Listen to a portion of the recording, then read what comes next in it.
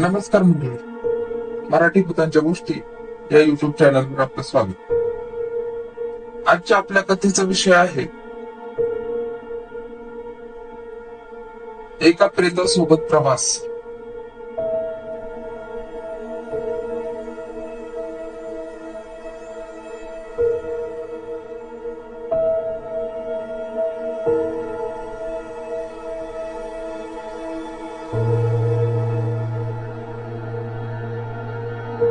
माफ करा, पण इथे येण्याआधीच यांचा हृदयविकाराच्या झटक्याने मृत्यू झाला आहे.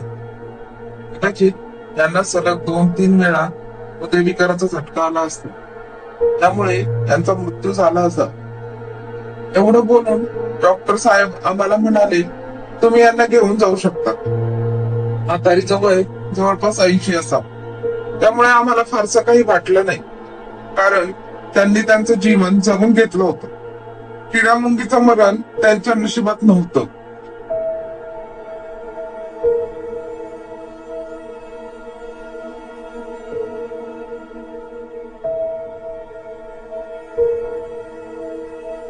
बापरे, आता रे काय करायचं?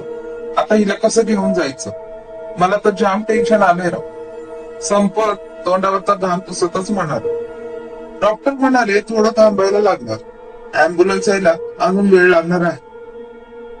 तुम्ही यायच्या आत जस्ट एकाला घेऊन गेला तालुक्याच्या ठिकाणी. आता आम्हाला अजूनच टेन्शन आलं. उन्हाळ्याचे दिवस होते, दिवसा गरमी, रात्री थंडी अशी परिस्थिती होती. आमच्या मामाचं गाव तसं एकदम खेडेगाव. अजूनही तिथे बस किंवा मोठी वाहने जात नाही.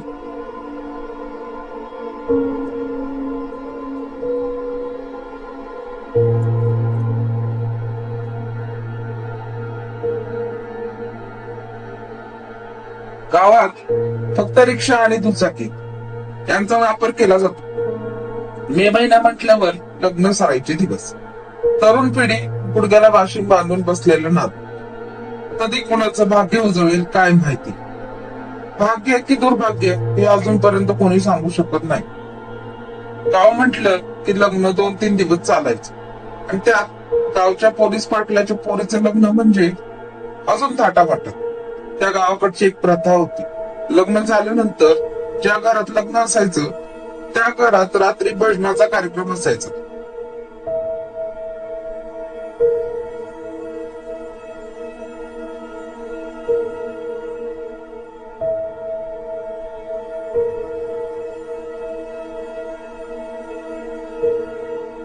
लग्न वगैरे मोठ्या धूमधामात झालं. 2-3 दिवस सगळे देव देवस्थ फिरून झाले. आता राहिलं होतं भजन. दिवस ठरला रविवारचा. भजन सुरू व्हायला जवळपास रात्रीचे 9 वाजले असते. सगळे गावकरी मनपाट जमले होते. रात्रीचे जवळपास 11 वाजले असते. भजनाचा कार्यक्रम ऐन रंगात आला होता. तेवढ्यात अचानक एका कोपऱ्यात दंगा सुरू झाला. सुरुवातीला आम्हाला वाटलं कुणाची तरी भांडणं सुरू आहेत. तिथे गडबडीने गेल्यावर समजलं की पवारांच्या म्हातारीला हृदयविकाराचा झटका आलाय.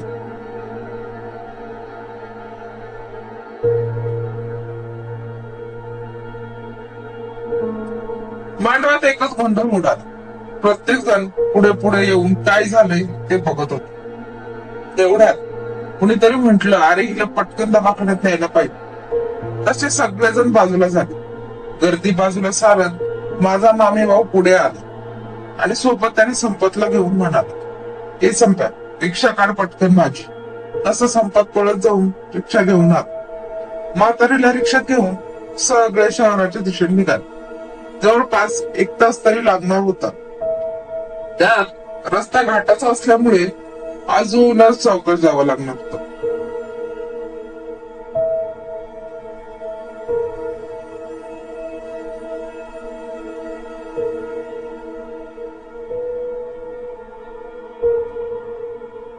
म्हातारे अजून मधून झटके देत होते. इकडे दादा रिक्षा चालवत होता आणि संपत त्या म्हातारीला सावरत होत. अचानक म्हातारी गप्प झाली. त्यावर संपत म्हणाला, बाबा म्हातारी गप्प झाली रे, रिक्षा पळव जरा लवकर. जवळपास 1 तासाने रिक्षा हॉस्पिटलच्या दारात पोहोचली. तसं एक तर रुग्णवाहिका आम्हाला घासूनच भोंगा वाजवत पुढे कुठेतरी निघून गेली. रात्रीच्या वातावरणात तो आवाज अजूनच धडकी भरवणारा होता. आम्हाला बघताच 2 वॉर्ड बॉय आमच्या दिशेने आले. त्यांनी स्ट्रेचरवर म्हातारीला झोपवलं.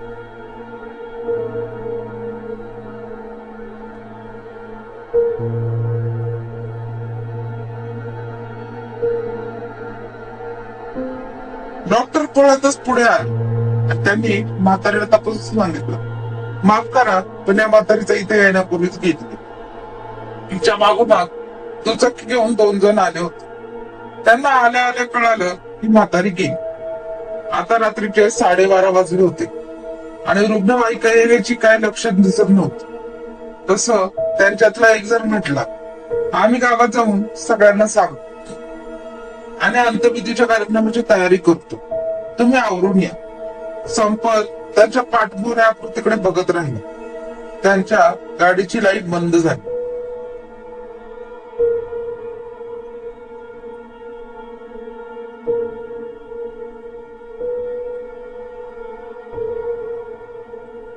पप्पा आता काय करायचं, हिला कसं घेऊन जायचं, संपत घाबरतच म्हणाला. यावर दादा म्हणाला, संपत तो मग काय म्हातारीला घेऊन बस, मी रिक्षा चालू. 2 वॉर्डबाईच्या मदतीने आम्ही म्हातारीला रिक्षात बसवलो आणि रिक्षा आता गावच्या दिशेने निघाली. शहराचा रस्ता संपला होता आणि आम्ही आता घाटाच्या रस्त्याला लागलो होतो. सगळीकडे अंधार पसरला होता. रिक्षा असल्यामुळे सगळं थंडगार रंगाला झुंबत होत. काय रे पप्प्या, अजून किती वेळ लागणार आहे आपल्याला?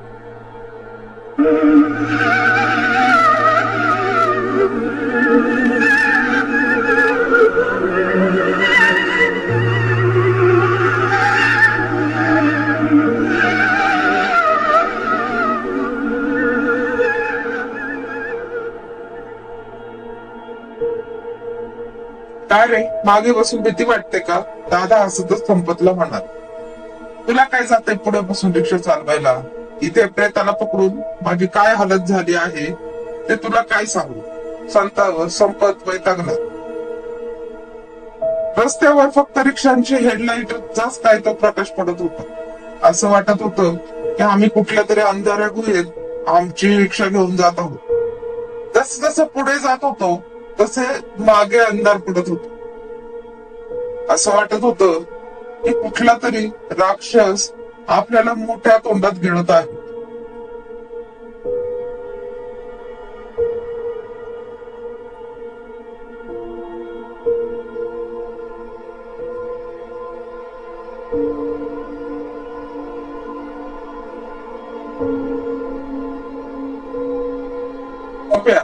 बापरे, काय होतं ते?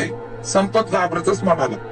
अरे भित्र्या, मुंगूस होत ते, कशाला पण घाबरतोस तू? दादा मस्करी करत म्हणाल. अजून गावात पोहोचायला जवळपास अर्धा ते पाऊण तास लागणार होता. इतक्यात रक्षा झटके देत थांबली.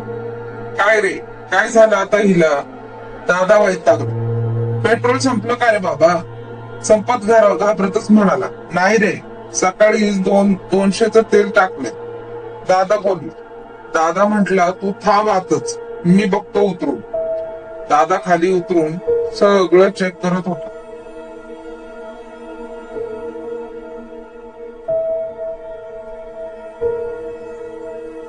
कुठेच काही बिघाड त्याला दिसत नव्हता. इकडे संपत डोक्याला हात लावून बसला होता. काय पाप केलं होतं म्हणून हे असलं काहीतरी आमच्या पदरात पडलं, असं तोंडातल्या तोंडात तो पुटपुटत होतो. इतक्यात त्याला जाणवलं की म्हातारीच्या शरीरात थोडीशी हालचाल जाणवते. तसा तो एकदम दचकला आणि एकटक त्या म्हातारीच्या प्रेताकडे पाहू लागला. पुन्हा जरा हालचाल झाली. पुन्हा तो घाबरला. तसं रिक्षा हलू लागली आणि संपतची गाळूनच उडाली.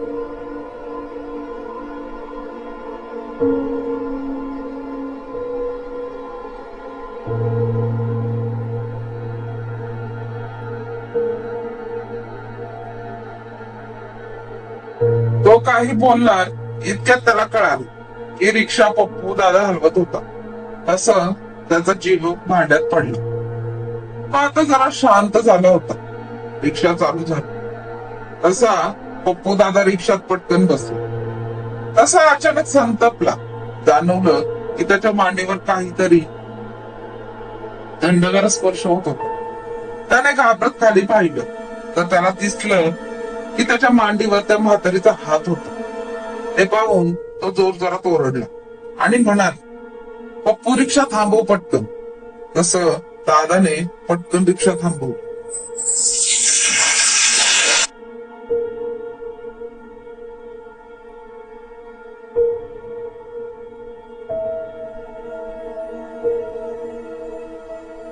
तसंच संपत खाली उतरला आणि म्हटलं, मला काहीतरी विचित्र वाटत आहे, पण तू तुझ्या पुढे इथे बसतो. काय रे हे बाबा, तू चालव. दादा म्हटला, नको नको तूच चालव, मी फक्त तुझ्या बाजूला बसतो. संपत रणकुंडीला येत होता. दोघं पण आता पुढे बसले होते आणि रिक्षा मजल दर मजल करत पुढे चालली होती. घाट उतार असल्याने रिक्षा फार हळू चालवावी लागत होती. प्रत्येक वळणावर असं वाटत होतं की कोणीतरी झाडांवर पाय सोडून बसला आहे, तर कुठे कोणीतरी आपल्या झाडाच्या आडून बघत आहे आपल्याला.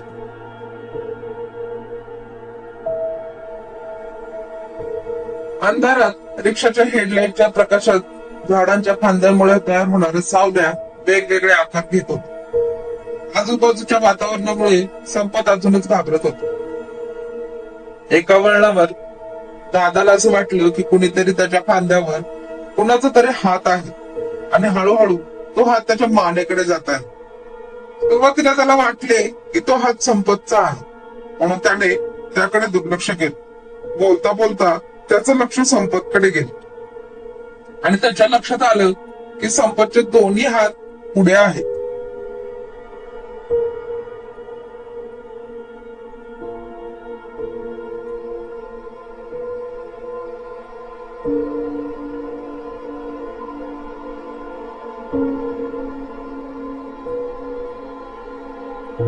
आता त्याला दरदरून घाम होती. मागे वळून पाहायचं त्याचं धाडस होत नव्हतं. म्हणून त्याने समोरील आरशात पाहिलं. तेव्हा त्याला दिसले की ती म्हातारी अक्षरशः त्याच्या कानाजवळ आली होती. ते दृश्य पाहून त्याने ओरडत संपतला बाहेर ढकललं आणि स्वतः रिक्षातून बाहेर उडी मारली. दोघे पण त्या निर्जन रस्त्यावर पडले होते. रिक्षा तशीच पुढे जाऊन एका दगडावर जाऊन आपटली आणि तिथेच थांबली. दोघं सावरत उठले आणि थोडा अंतरावर उभं राहून बघत होते. दोघांच्या सुद्धा तोंडातून एक शब्दही फुटत नव्हता.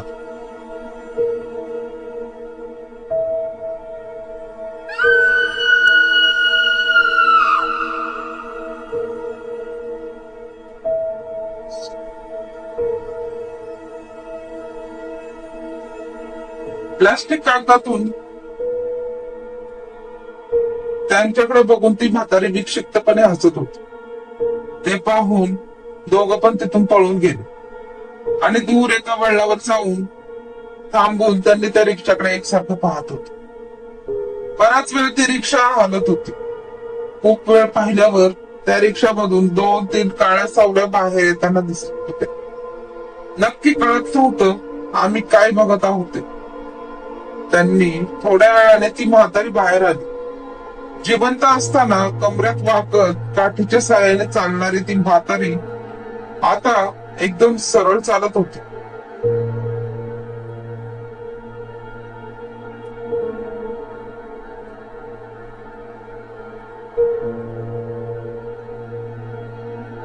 तिचे बोलणे अगदी एका पुरुषाप्रमाणे होते. नक्की आम्ही स्वप्न तर पाहत नव्हतो ना. त्या म्हातारीने एका हाताने रिक्षा एका बाजूने उचलली आणि परत खाली सोडली. सर्व प्रकार बघून संपत रडायला लागला होता. त्याच्या हुंदक्याचा आवाज कसा काय त्या म्हातारीच्या कानावर पडला काय माहित. ती आमच्या दिशेने वळाली आणि हळूहळू पुढे चालत येऊ लागली. तिने हळूहळू तिचा वेग वाढवला. तसा दादा आणि संपत दोघेही ओरडत जिकडे तिकडे रस्ता भेटेल तिकडे पळू लाग.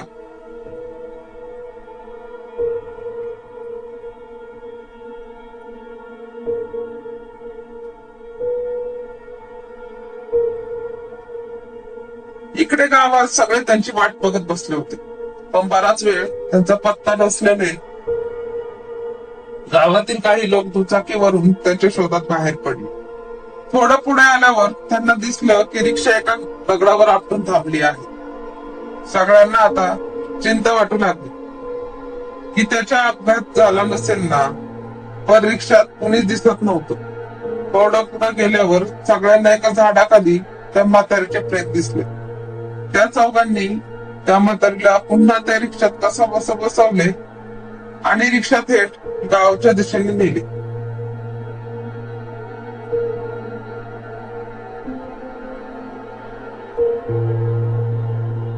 बाकीचे गावकरी त्या दोघांच्या शोधासाठी पुढे गेले असता एका वळणावर ते दोघे दमून एका दगडावर बसलेले दिसले. गावकऱ्यांना पाहून त्यांना जरा बरं वाटलं.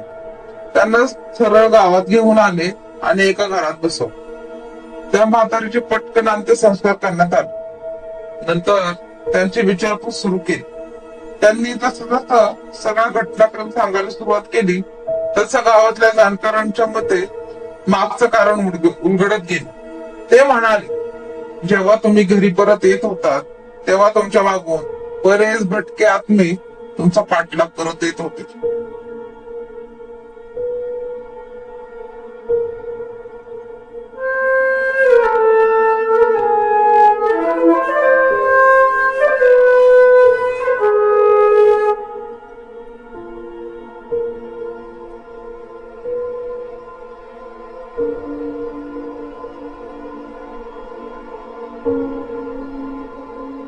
कारण त्यांना समजले होते की तुमच्या सोबत एक प्रेत आहे. मी ते मुख्य म्हणजे रिकामा आहे, आत्मा नसलेले, आणि त्यांना त्या रिकाम्या शरीरात प्रवेश करून स्वतःच्या इच्छा पूर्ण करायच्या होत्या. म्हणून तुम्हाला तिथं बऱ्याच काळ्या सावल्या दिसत होत्या. त्या फक्त सावल्या नव्हत्या, त्या प्रेत आत्मा होत्या. पण ब्रह्ममुहूर्त जवळ आल्यामुळे त्यांना त्या शरीरात जास्त वेळ प्रवेश टिकवता आला नाही. तुमचं नशीब चांगलं होतं म्हणून तुम्ही त्यांच्या तावडीतून सापडला नाही, नाहीतर आज वेगळीच परिस्थिती असते.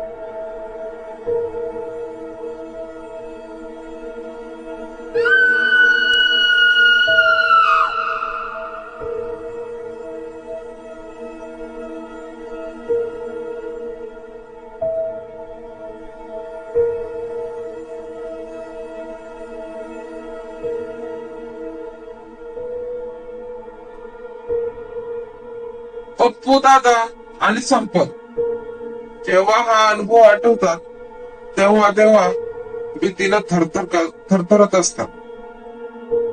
तुम्ही केलाय का असा प्रवास मेलेल्या प्रेतासोबत? धन्यवाद.